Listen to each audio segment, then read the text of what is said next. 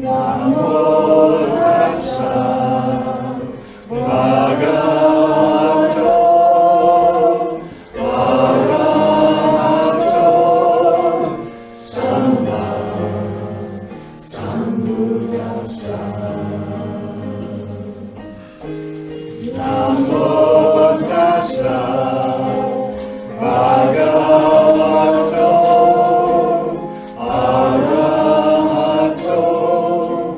samma sambuddhassa. Namo tassa bhagavato arahato samma sambuddhassa. Samma sambuddhassa.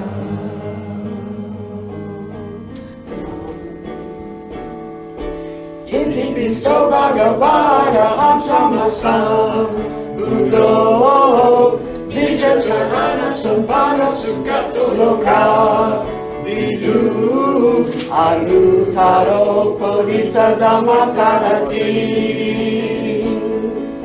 Sada deva manusanam sada deva manusanam buddho Pannavati. Iti piso bhagavata samasam buddho vijayacharana sampano sugato loka vidu anutaro bodhisattva sarati. Sada deva manusanam sada deva manusanam buddho Pannavati. Wonderful. You know, we're really not supposed to sing. But there's sometimes that we need to know how to enter into something. And we find that even, you know, like music can soothe even a savage beast, and so much of the way we walk out our lives is savagery. We have to admit, if we're really honest.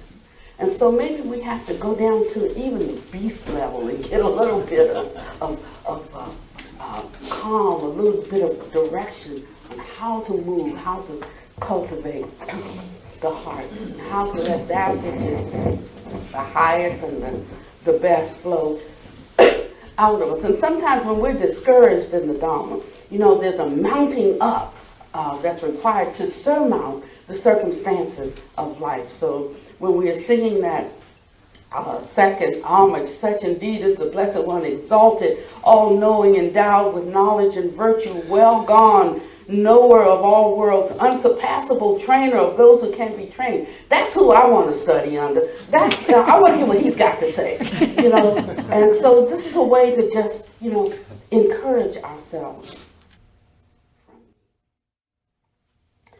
So today I wanted to talk a little bit about chitta, because my heart is overwhelmed today. You know, the Buddha, when he talked, he said sometimes he spoke gently, sometimes he spoke harshly, and sometimes he spoke gently and harshly. So it's not so much speaking with such kind words or the ways we are accustomed to being spoken to, but more about the substance and how it can set us free, how it can liberate us from what ails us. And I'm reflecting on this past year at Heartwood and pondering, have we practiced well? And if the Dharma has efficacy and effect, and if we have a true desire for liberation, and have we put forth even minimal effort, then there should be some signs. We used to sing a song in Christianity about the, if you got the old-time religion, you ought to show some sign. Because it's not something that we talk about, although we talk about it. It's really something that we embody. So we shouldn't fool ourselves nor should we rely on soothing words to make us feel better. No, we should be better. And I think we would do well to abandon the words practice and practitioner, actually, because somehow it seems to invite us to cultivate an attitude about living that is on the ordinary level of things. You know, we undertake things because we want to learn how to play this or learn how to do that or be better at this or to be better at that. You know, we do these things to increasing our egoic sense of self. You know, accomplishments in worldly gains, in worldly attributes, you know, in worldly ways. But to embark on the Buddhist path, a journey to awakening is more than that. And it requires more than dropping one marble, you know, one more into our bag of marbles. Buddhism, for me, is a way of life where we freely and with great relish choose to uncover that within us, which is unbounded, without boundary, which is boundless, and therein lies the freedom. Buddha called it the unborn, the unconditioned. He said, if there is the born, there is the unborn. If there is the conditioned, there is the unconditioned. And then he goes on to tell us how we are conditioned, what we are fettered by, what we are tied to, what we are encumbered by, what we are hindered by, that we cannot experience that which is unhindered, that which is unfettered, that which is unconditioned. And he says that we can touch that reality here and now, even in this human body, even within this human life. So externally we are deeply connected to others and to everything, not in a sticky attachment way, but through seeing others as oneself. And as we do that, then we know that whatever fears or aspirations or joys or sorrows, whatever losses or gains, we can deeply understand that. And we can truly be touched by the feelings of infirmities and even the joys of others. So if sitting there close is affecting your hearing, maybe you could move to the other side. Wasn't out loud last week, sure. Well, that was last week and today is today. So perhaps if you can sit there, that would give you a little bit more relief. Thank you. And then we can respond to situations, not just with compassion, but with the power of compassion. You see, compassion is not a feeling. It's a power. But this capacity stems from being internally empty and spacious, you know, without a self-desire and with a focus that's above the welfare for just oneself, but for the welfare of others. And so our perspective becomes unilateral. When someone is squealing, we can perceive why they hurt. And if they can't take the pin out, we can just pull it out. And then we might have to bandage it up. Sometimes it's accepting defeat and giving the victory to another. It's the strong bearing the infirmities of the weak. It's a cutting off of something or bringing an end to something that will cause more suffering and more harm. And so it may seem harsh to cut it off right here, but better to cut it off and lose an arm than to bleed out and lose the whole body. And it's knowing the right ways and the right times to do it. And who should do it? There may be something that needs to be said, but I'm not the one to say it. There may be something to be said, and I'm the one to say it, but not in this way. There means something that needs to be said, and I'm the one to say it and say it in this way, but not at this time. Or maybe I'm not the one to say it at all. And we need to ponder deeply the proper approach and the skillful way to surmount every obstacle, every difficulty. To be with every circumstance so that we know how to help and not to harm. To the one who has great determination, they will allow you to deal with them because they're really looking for a way out. But the one who has minimal commitment, oh, you have to handle them so gently because they only have this much of a commitment to it, this much of a tolerance. So you have to give them a little bit of pablum. But to the one who's fully committed, they said, like, give it to me raw, because I'm trying to cut the time short. Let's get it done. You know? And so you have to know who's who and what's what. And sometimes one comes along and they appear to be so strong, but if you had eyes to see, you can see they're so fragile. And there's another who wears the dress of fragility, but you know, they're really strong. They're really tough. And that's part of their cover. And they're waiting for someone to say, I see you. And these are the skills that come and what make us ultimately into a good friend in the Dharma. A good friend in the Dharma. The operative phrase there is in the Dharma. A good friend. Because in a worldly sense, a good friend is one that agrees with you. A good friend is that when you're angry with somebody, they're angry with them. A good friend is one that says, when they did something, let's go get them. A good friend, now that's what we call a good friend in the world. But the Dharma speaks of a good friend in a different way. The good friend is one who, when they see you caught in a fault, they say, oh, friend, don't act that way. Remember this, and they give you some Dharma to strengthen you, to get you back on the path. That's what a good friend is, what a good friend does. A good friend is when one sees that you're in a bad mood or when you're in a bad way and you speak out of that state. They say, well, I'll just leave her alone right now. She'll be all right after a while. And don't turn to fighter. A good friend of the Dharma is one who, when I was the one in that bad state and I acted out and acted ugly, come back to you and say, I had literally lost my mind. I'm so sorry. Please forgive me. Has the humility, the clear-sightedness to relieve themselves. It wasn't even so much for the other person, but to relieve oneself. To find one's inner integrity and come clean. And we don't think of that as being a takedown or smackdown. We think of that as a build-up when we're seriously about our freedom.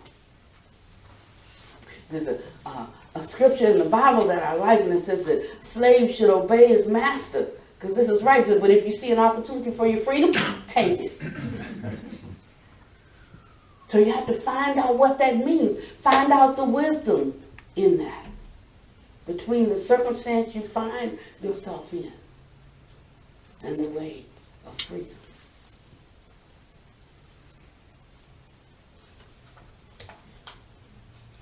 So when we have the power of compassion, our perspective becomes unilateral. What is beneficial for oneself and beneficial for others. Not just what's beneficial for others, but also what is beneficial for oneself. I was talking to Pannavati the other day, and he said, the longer I stay here, the stronger I get. He said, when I come up to Hardwood, he said, visitors coming in, they said, oh, what a wonderful atmosphere. He said, but I have lived here at this small hermitage with you and Kay for 20 years. We've never had an argument. We've never once put ourselves above the other. He said, when I go up there, I can feel that energy. And it drains me. So when I find myself decreasing, he said, I have to separate myself to build my strength up. And it was so sorrowful to hear that. Of course, I know it's true. But for it to be articulated, he said, when you grow up today, tell everybody I love them.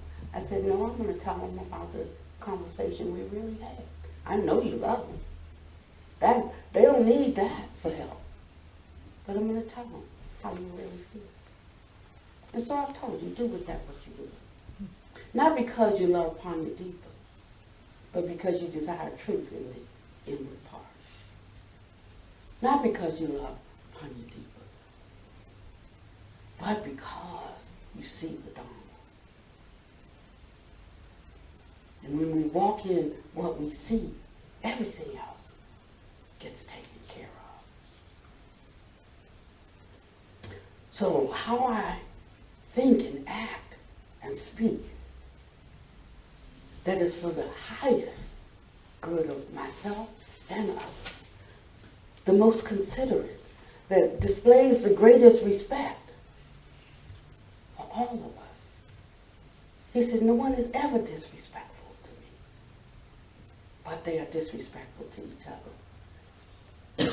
He said, they're always thinking about what they can do for me. How much do they think about what they can do for each other?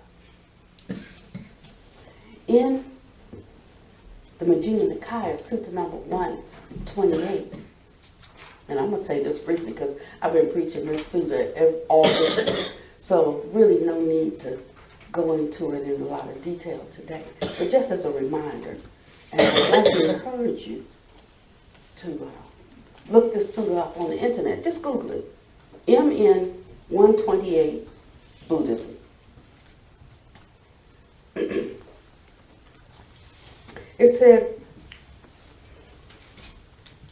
it tells a story about a community, a Buddhist community, practitioners, and the Buddha went to visit them, but they were wrangling and bickering and, stabbing each other, he said, with verbal daggers.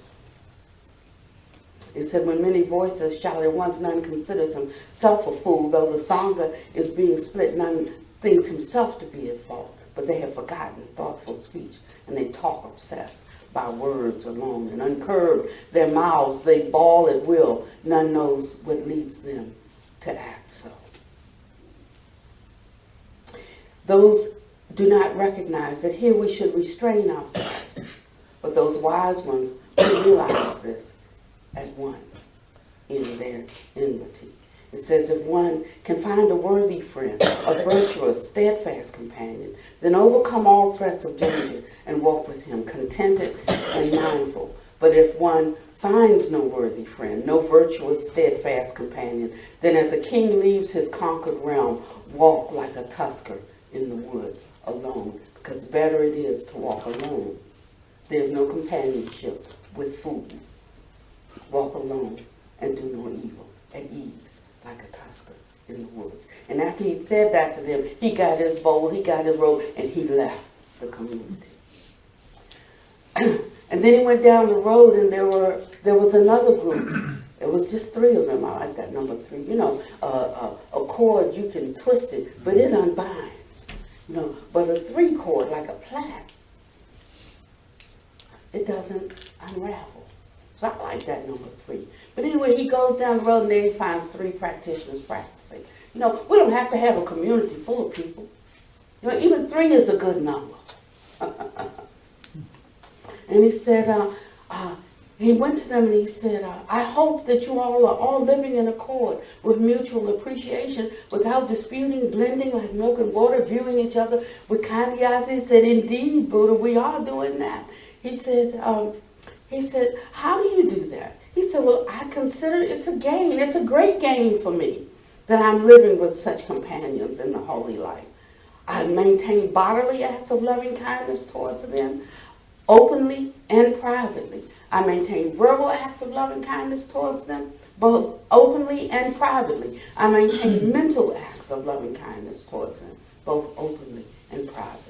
And I say, why should I not set aside what I wish to do and do what these venerable ones wish to do? We are different in body, yet we are one in mind. So my question today is, are you striving today to be one in mind? If so, when untoward thoughts come up about me first, or what I like first, or what I want first, or what even kind of personality matches my personality, these are not the criteria for living together as a sangha. He gives us the criteria. Why should I not set aside what I wish to do and do what these venerable ones want to do? Because we are different in body, but we are one in mind. And then he said, I hope you're living in concord with mutual appreciation, without disputing, blending like milk and water, viewing each other with kindly eyes. He said, we are indeed, venerable sir. He said, good, good. He said, but how do you do that? And he went on to talk about how they do that, how they pitch in together when something needs to be done, and how when they look, they can anticipate what needs to be done. They don't just show up on Sunday for Dhamma talk. They know that this takes something for us to even have this place. They come and they help to make it, they help to beautify it, they help to pay for it. They do all of these things. He said, this is what it takes. Not just all on one person, not just all on 2 or 3. It says we come together as a group. We take ownership of it, and we're responsible for what comes and what goes here. We're responsible for what happens here and what doesn't happen here. We're responsible for our own development, for our own cultivation. But we're also responsible for not being a hindrance to the other. This is what it means. And so they explained how they live like that. You know, when one goes out and get food and the other one didn't feel like going or couldn't go, then he sets out the place and he gets it ready. He says another comes back late, there's no food left. He doesn't say, oh, you didn't fix me a plate. He just cleans up for them because he got there at cleanup time. And so he just starts cleaning up and he puts things away without any thought, like they didn't save me any food. He just a way that you train the mind and a way that you sweeten the mind so that you're happy in all circumstances, you're contented, fewness of wishes, esteeming the other, if not more highly than oneself, certainly equally with oneself. Now, if you want to do that, then we can call that practice. But if we're not doing that, let's not call it practice. And so he said, good, good, Anuruddha. And while you abide thus, diligent, ardent, and resolute, listen, he calls this diligent, ardency, and resolve. Now, when we think of being diligent, ardent, and resolute, we think about being diligent, ardent, and resolute around the Dhamma. But here he's speaking about how that is embodied and how that is outpictured. And it's outpictured in how we relate to one another. So if you want to evaluate yourself, how your practice is progressing, it's around in these kinds of ways. There is no getting beyond the other. Because that's where the platform of our virtue is established. And if we don't have that, there's no point in trying to go anywhere else. There's no point in trying to do anything else. He said, because it won't work. And don't take my word for it. I'm going to read it for you in the Anguttara Nikaya. And so he says, good. And then he says, and Anuruddha, while you abide thus diligent, ardent, and resolute, have you attained any superhuman states? And what is a superhuman state? A distinction in knowledge and vision worthy of noble ones, a comfortable body. And so he starts going, and then from this point on, he goes into, all of the things that are happening in their meditation. He says, yes, we are, and we perceive both light and vision of forms, and soon after that disappears. He said, why is that? He said, we don't know. He said, but you should know why. And he'd say, when I was an unenlightened bodhisattva, these things happened too. And I asked myself, why? He says, and I realized that certain defilements came up in the mind. Now he starts to talk about those defilements. These are the things that hinder us in our meditations, practice, or our work, or our effort on the pillar, because off the pillar we're not living the life. And so he talks to us about living the life off the pillow so that when we sit, there are no hindrances to our stepping into reality. And we touch it and we come out. We touch it, we come out. We touch it, we stay a little longer in it. So like the bloom remains on the rose. And then there's this mutual feeding of the progress we make on the pillow and off the pillow. We don't have to be a rocket scientist. We don't have to be a scientist at all to get this. But there are certain ways that we have to conduct ourselves in everyday life. And certain ways that we have to think. And we have to have a resolve to act. That is what the training is. If we didn't need to be trained, it wouldn't be called training. If we didn't want to live differently, we wouldn't come and listen to this. We come because there is something that we know is possible. It's in our view. We get an inkling of it. We get a feeling of it from time to time. But the good we would do, we don't do. And what we don't want to do, we do. And so then we seek out a teacher. We seek out instruction. We seek out a path. We seek out a way to bring into fullness, to bring into fruition that which we get glimpses of. This is the real life. This is the Dharma, and he attaches it to something. He calls it the Dharma and the discipline. I have to have the Dharma and the discipline. And so he begins to instruct them. Because now he can take them to the next step in their meditation. They're getting to a certain place, and then it's like cut off. He says, I don't know, it didn't go any further, or something happened, and he begins to tell them what they need to do to take the next step. But look where he started.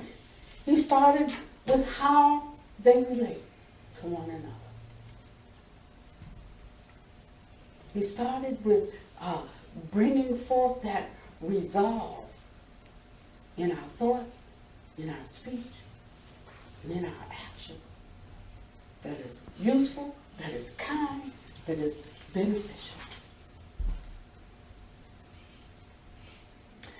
And so when we go into meditation, we experience a freedom that, from time to time, that when we synchronize our mind to that frequency of virtue, operating from loving kindness, a space of compassion, of mutual appreciation and equanimity.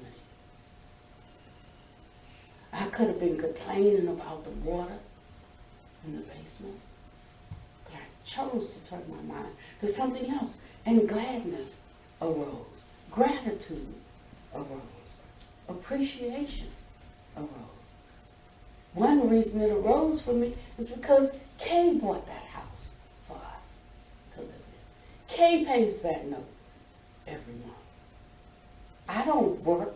I have no money. I only have what people offer.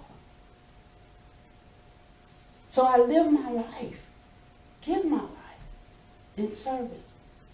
And whatever I get, I get. Some appreciate, some don't.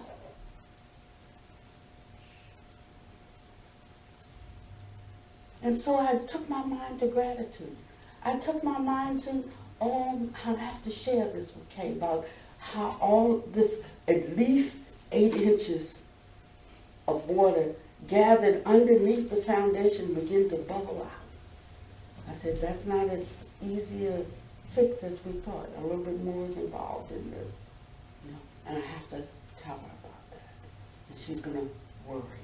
So I'm going to do some research before I tell her. So that when I come with the bad news, I'm also going to come with the solution and try to turn her mind towards the solution, not just the bad news. Some people only come with what's wrong. I don't need anybody to tell me what's wrong. I live it every day.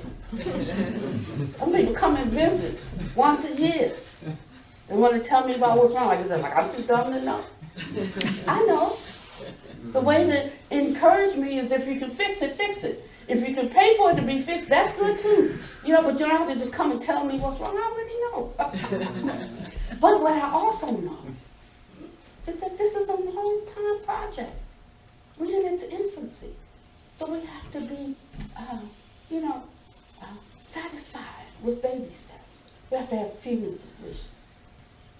And if you don't have that mind, the Buddha tells us not to be careful who we yoke to. Jesus told us not to be unequally yoked together with unbelievers because they just drag down your faith, your strength. It's like dragging a dead person around. You're trying to accomplish something and there's somebody like hanging on for dear life. It stops all your energy. I'm just explaining these things so that we can kind of think about them and understand. You know what I mean? And you want to know how to maintain your joy, then you cut yourself off from certain things so that you can stay focused and reserve your energy. And so, I think if we abandon this idea of practice and start thinking about this as a way of life, the way we choose to live, we will make more progress. In the Anguttara Nikaya, now I like this, if you want to give somebody a Christmas present or a birthday present, and while we're buying all the things we buy this book, it's Anguttara Nikaya, and this one is an easy read. That's why I say buy this one. Some of them are very difficult to understand, and I'm always, talking about the Majjhima Nikaya. If you only have one book in your library, get this one. But I like this because I don't know how mindfulness got here and trumped concentration, but this is what I'm telling you. These are the best. This is our best stab at the original words of the Buddha. And out of these 100, and I think it's around 155 or 156 Dharma talks, probably 140 of them go into concentration. What it is, why it is, how to get there, how to stay there, and the fruit of good practice. It's right here in, and so this is a great guide. But I like this one because, they call them suttas, but a sutta is just one paragraph.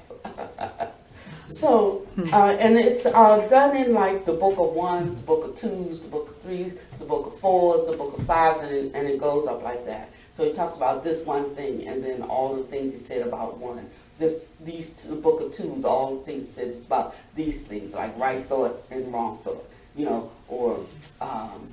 and so in the book of ones, here he says something about mind, and this word mind here is translated chitta.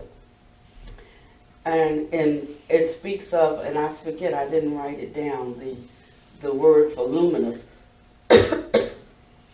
But that word in Pali is attached to the word chitta. So it starts with a P, whatever that word is, hyphen chitta.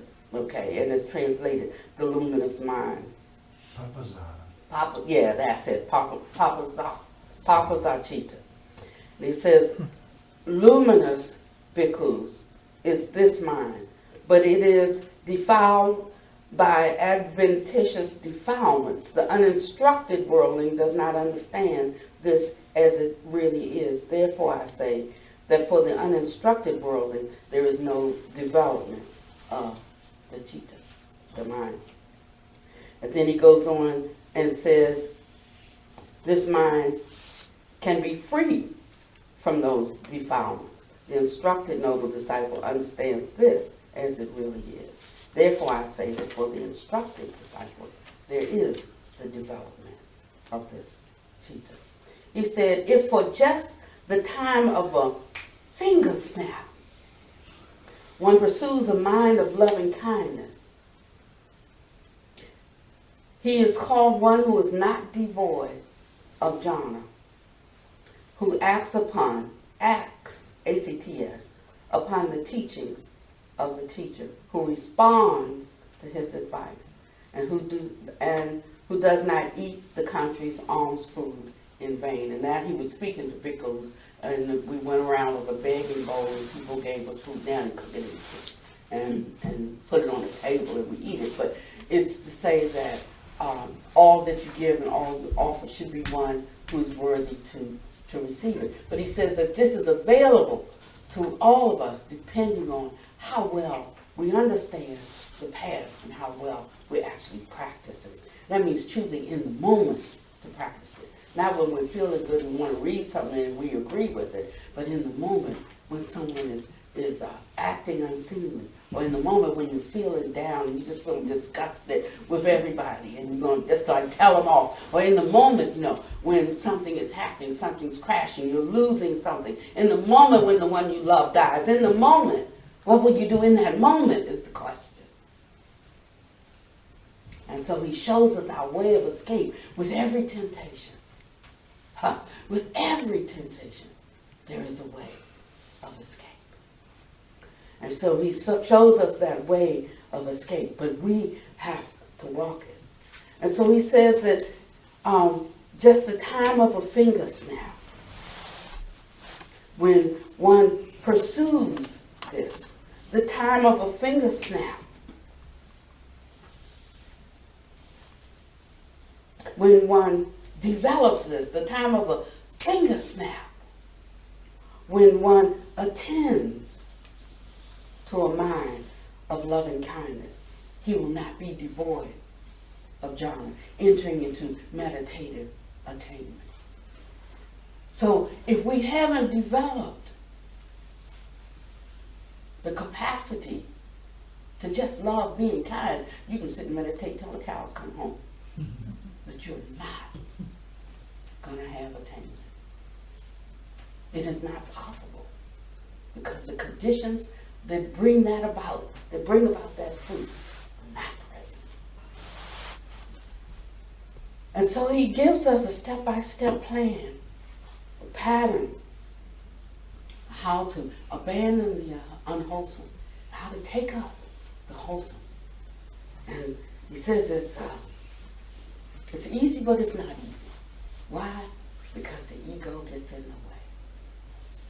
So I'm asking you this year, if you want to make progress, to commit to abandoning the ego.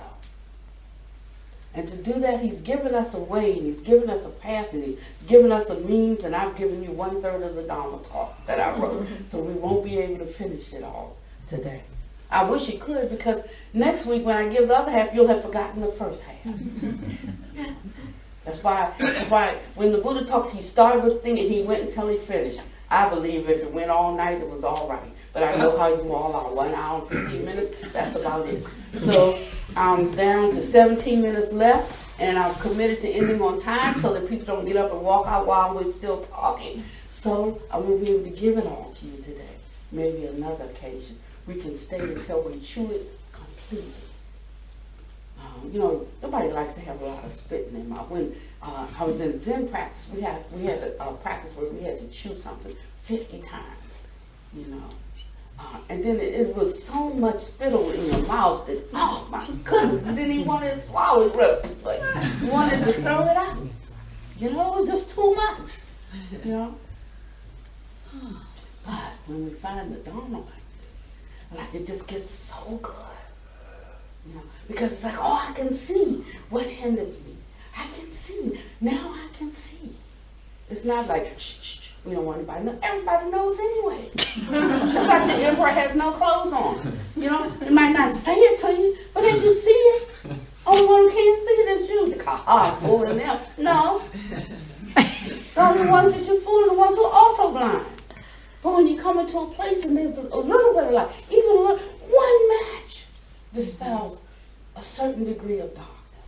So there's no use in thinking that you can use your usual methods to obscure, to hide behind, or to fool those. Even those who are on Dharma light still have some light. So we can see and we can know. So when we come here, we're searching for an inner integrity. Dropping the pretense, dropping the facade. But we're also expecting something. We're expecting that we can come into a place and we will be accepted where we are, and that as long as we're putting forth the effort, that we will find the grace to be able to continue to develop. And then we'll see the example in one another. Like, how committed to that? Are you? That's the question. Otherwise, there's many places to go.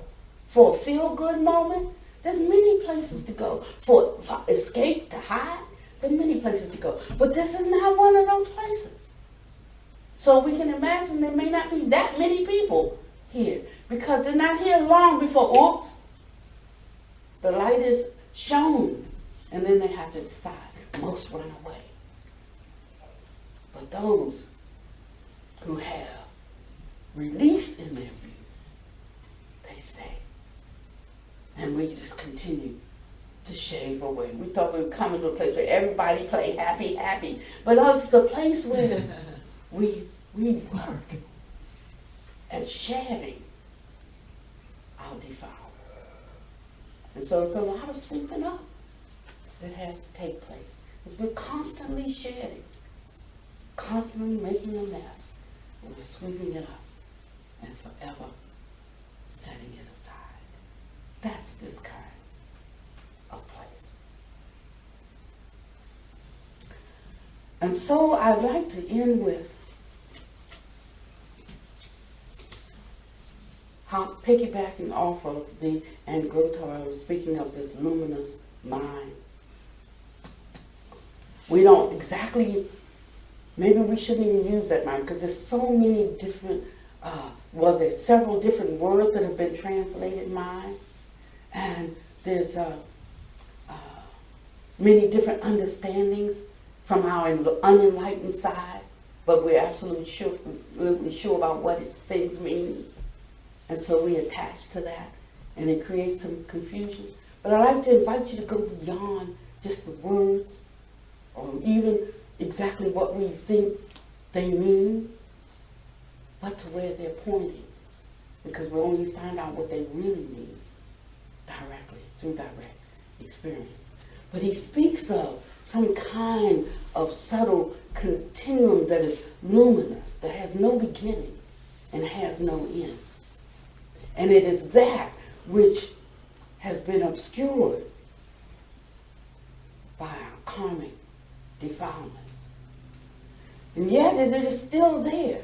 It's like the banana encased in a skin. And you start peeling back the skin. And there is the banana. There is that luminosity. A purified luminosity. And the peeling back of the skin is to remove the defilements. And when we are thus purified, then that luminous, bright, whatever it is, becomes apparent. Let's not call it anything, because if it is the ultimate, that's going to be a little difficult for us to even put in words.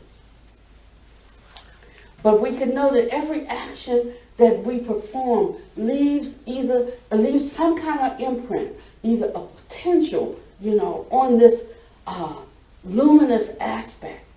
And every action that we take also leaves or gives rise to its own effect. That when I do something, I'm planting some kind of a seed that's going to give some kind of harvest after its kind. So if I want to grow persimmons, I can't plant lemon seeds, because all I'm going to get is a lemon tree. Not going to get persimmons. But as we purify and begin to remove these obstacles, these fetters, these taints, these obscurations, that luminosity, that unboundedness begins to shine through. Then you don't have to say a word. It just naturally shines through, and it brings light where there is darkness. And so these 6 things, study. We should study the advice of those that we consider wise ones. Meditate, stepping away from what we see, hear, taste, touch, smell, and think, that conceptual thinking, sitting just in the stillness, just in the emptiness. Contemplation, pondering and thinking about what we've read, what we've heard that's worthy to be held and looked to and looked after and protected and reserved and utilized. Effacement, the rubbing out of self. Not the building up of self, but the rubbing out of self. And we only do that when we are rubbed. It's like rubbing it off. Learning to hold our peace. Learning to be with others and be charitable. Learning to cherish. To respect. Every attempt at doing good, even when the person fails, and understanding, really perceiving where a person is and what capacity they have, and that they're doing the best they can. And if I'm stronger, then I should bear up some of that. Reflection, asking myself, how well am I doing? With effacement, with contemplation, in meditation. Don't let's come up with our own methods. Well, I do this. And confession, and we don't hear that much about confession. Mostly because a lot of us came from Catholicism, and we have some notions about that. But you can't throw the baby out with the bathwater. Actually, in the right circumstances, the right conditions with the right people, it's a very wonderful practice. And the Buddha has it also in his teachings. He initiated a ceremony called Upavasata, which is a word that means cleansing of the defiled mind.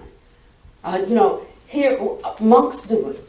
We have a certain time of the month, actually twice a month, where we get together, and because we don't, Pannavati and I, we do it a little bit differently. We don't wait until the appointed time to confess, our wrong thoughts or our wrongdoing or whatever.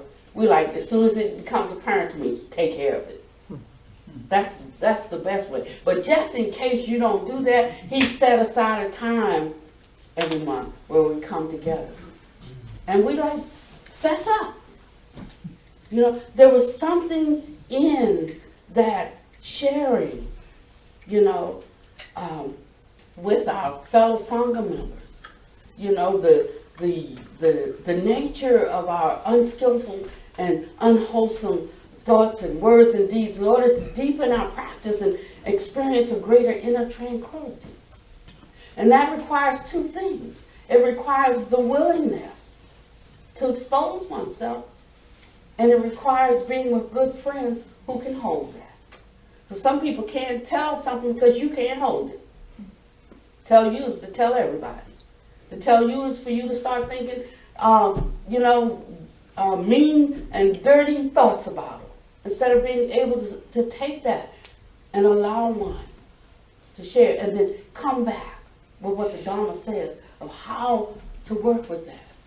But instead we jump into ourselves, our self-preservation mode, or our self-righteousness mode, or whatever. So it takes on both sides. It takes the willingness to acknowledge our faults, and it takes being with spiritual friends who can hold that. So we have to ask ourselves, where are we on both sides of that?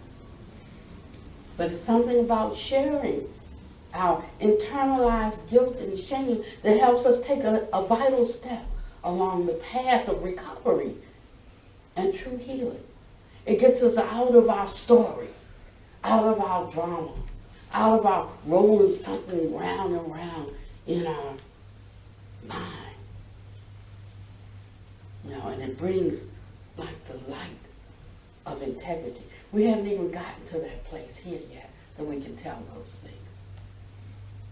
But I would love for the time to come when we can hold something that is lovely, when we can see both the beautiful and the ugly, and when we can see the ugly and the beautiful, then everything becomes even. Oh, we are going someplace because the Dharma has someplace to take us if we want to go.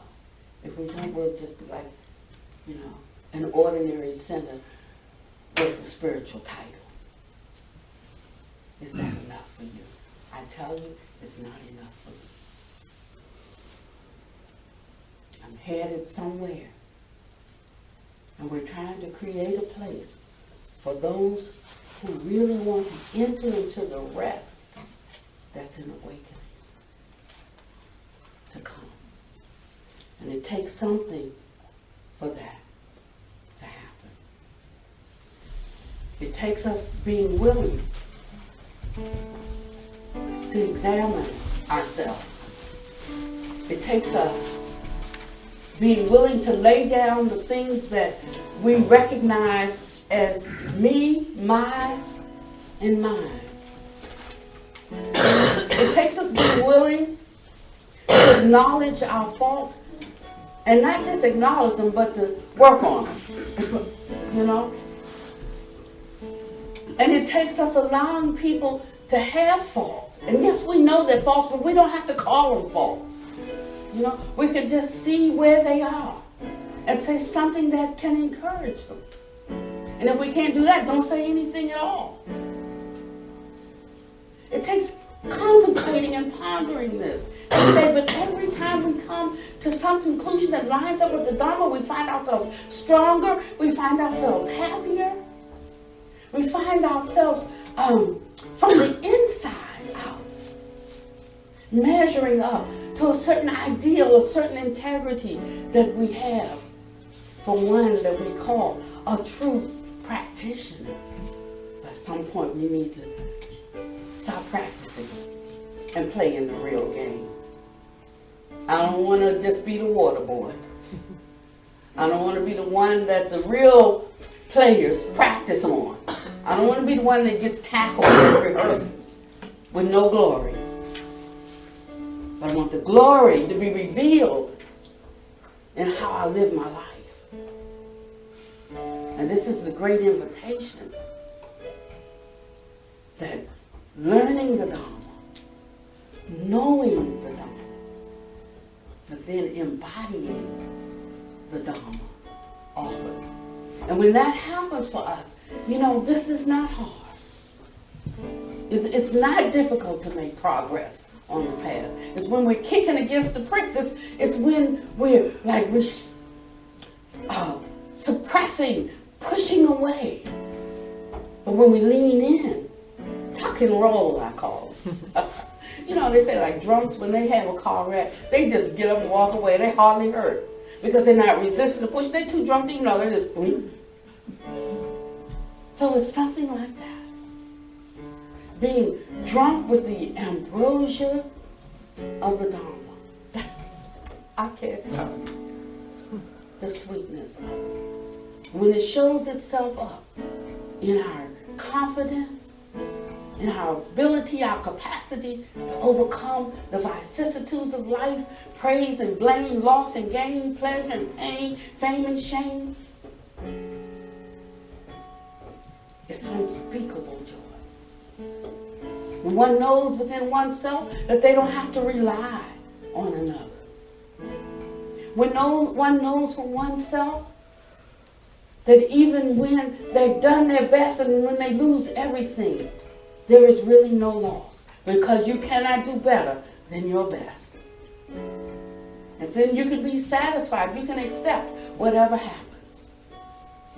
But you got to know that you've done your best, your very best. And in this way we learn to be a lamp unto our own feet and a light unto our own path.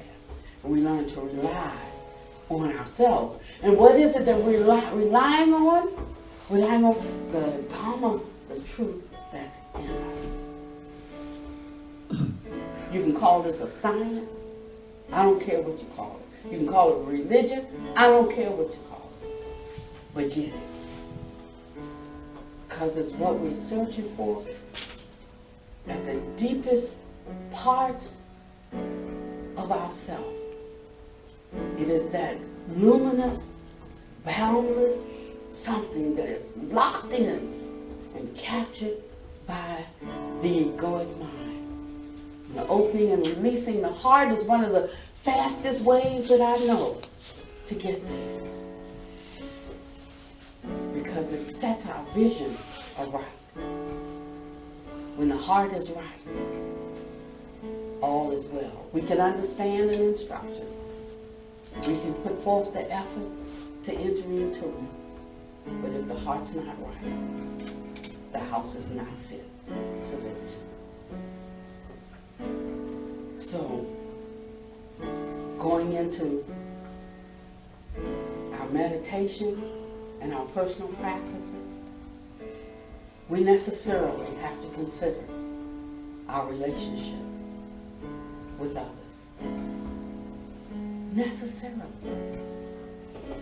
Necessarily have to get off the throne of I-ness. And one way is to keep slicing and dicing the self. The other is to turn our view to the other. And when our view is turned towards the other, we automatically forget about oneself. Don't worry, we won't forget completely. But we're so self-focused that the training is to focus on others and bring it into balance. Doesn't matter whether I'm depressed or have low self-esteem or have high self-esteem. It's still self-esteem. I'm telling you how to abandon the low and the high and just come to an equal liberty. And then we won't think even about self or others. We can take it to the next level then.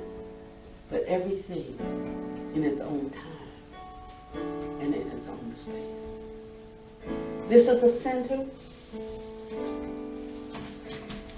a practice where we endeavor to bring up our care for others equal with ourselves. This is the Dharma game. And I invite you to take up that mind of service to others and find your joy. And upon that platform of joy, when one sits on the pillow, they can become concentrated. And as they enter into the Dharma there, the Dharma that's self-revealing, then they will experience a sense of confidence. And that confidence brings about more joy. Until that joy bubbles over, and then there is just a sense of great peace and equanimity.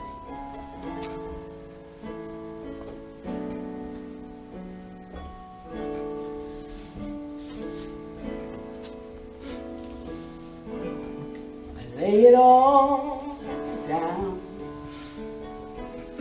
I lay it all down. Lay it all down. In service, can you lay it all down? Lay it all down. Lay it all down. In service, lay it all down. Lay it all down. Lay it all down. In service, can you lay it all down? Lay it all down. Lay it all down. In service, I lay down my foolish pride, all the pain I feel deep inside, my future and my past.